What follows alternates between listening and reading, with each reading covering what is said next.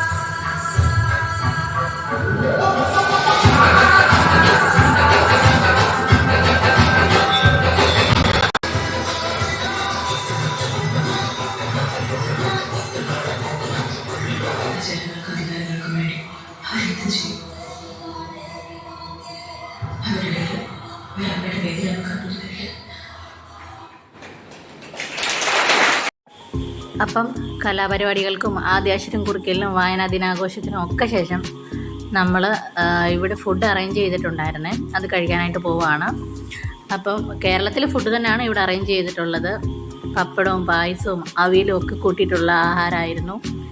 എനിക്കെന്തായാലും ഒരുപാട് ഇഷ്ടപ്പെട്ടു. നമുക്ക് ഇലയിൽ തന്നില്ലെന്നേ ഉള്ളൂ, സദ്യ തന്നെ ആയിരുന്നു കേട്ടോ. പിന്നെ അല്ലൂസിനും ഒരുപാട് ഇഷ്ടപ്പെട്ടു ഈ ഫുഡ്. പ്രവാസികളായ നമ്മൾക്ക് വല്ലപ്പോഴും കിട്ടുന്നതാണല്ലോ ഇതുപോലെയൊക്കെയുള്ള സദ്യകൾ. അപ്പോൾ ഇതൊക്കെ എൻജോയ് ചെയ്തതിന് ശേഷം നമ്മൾ പതിയെ വീട്ടിലേക്ക് പോവുകയാണേ. ഇന്നെന്തായാലും അധികം വലിയ മഴയൊന്നും ഇല്ലായിരുന്നു, തെളിഞ്ഞ കാലാവസ്ഥയായിരുന്നു. അതുകൊണ്ട് ഒരുപാട് ആൾക്കാർക്ക് ഈ പരിപാടിയിൽ പങ്കെടുക്കാൻ സാധിച്ചു. മഴ കൂടുതലായിരുന്നു, ആർക്കും പങ്കെടുക്കാൻ പറ്റത്തൊന്നുമില്ലായിരുന്നു. അപ്പം ഞങ്ങൾ എന്തായാലും ഈ വീഡിയോ വൈൻഡപ്പ് ചെയ്യുവാണേ. അപ്പോൾ എല്ലാവർക്കും താങ്ക് യു. നമുക്ക് അടുത്തൊരു വീഡിയോയിലൂടെ വീണ്ടും കാണാം. പിന്നെ നമ്മുടെ ചാനൽ സബ്സ്ക്രൈബ് ചെയ്യാത്തവരുണ്ടെങ്കിൽ സബ്സ്ക്രൈബ് ചെയ്യണേ. നമ്മുടെ പ്രവാസ ലോകത്തെ പുതിയ പുതിയ വിശേഷങ്ങളുമായി ഞങ്ങൾ വീണ്ടും എത്തുന്നതായിരിക്കും. Bye bye.